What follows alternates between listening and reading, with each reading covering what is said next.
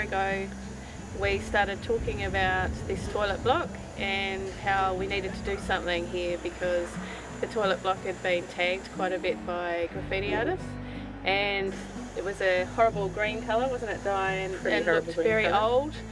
So we started talking about what we could do and we came up with this concept of reflecting the nature and the environment that we live in here at Waikanae Beach, and coming up with a wave concept that wraps around the building. And this is a sand dune just here.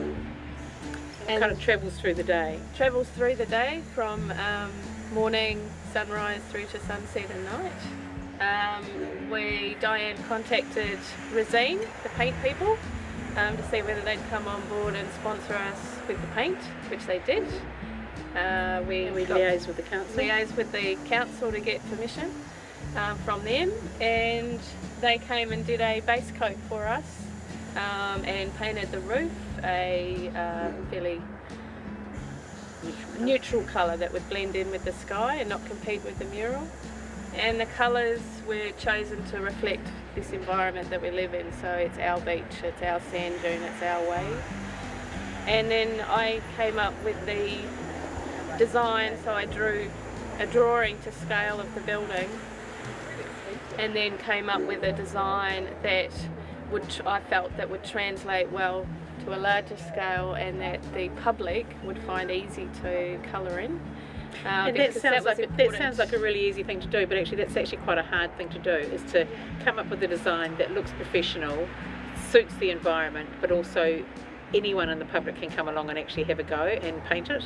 Yeah. And but you still want it to look professional in the end. Yeah. So that was quite tricky, and I think you resolved that really well. Yeah, it took a lot of effort and time, you know, just drawing and rubbing it out and starting again to get it right. And then a team of 4 of us, myself and Di and a couple of other local artists, came down here and painted on the outline. So these black lines.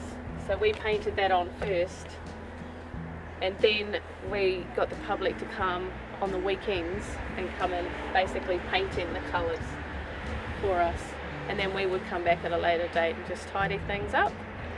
And then the council comes along and puts on a anti-graffiti top coat, which is important too. I've just realised that it's actually on here as you're looking at it. So it's quite shiny. It makes it quite shiny, yeah. So in theory we should be able to wipe off anything that goes on there. Yeah, and you know, I think we're really happy with how it's come out. I think it's translated really well. This can't be right, can it? The surfy green here and the surfy green down there.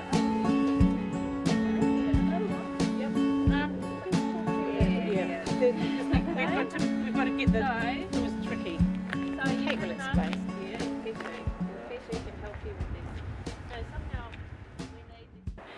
The amount of people that have actually pulled in their cars and said thank you so much for brightening up our environment. I've actually had someone come and say, you know, I drive home every day from my commute into Wellington and I see this as I get home and it makes me feel really happy, and that's lovely, isn't it?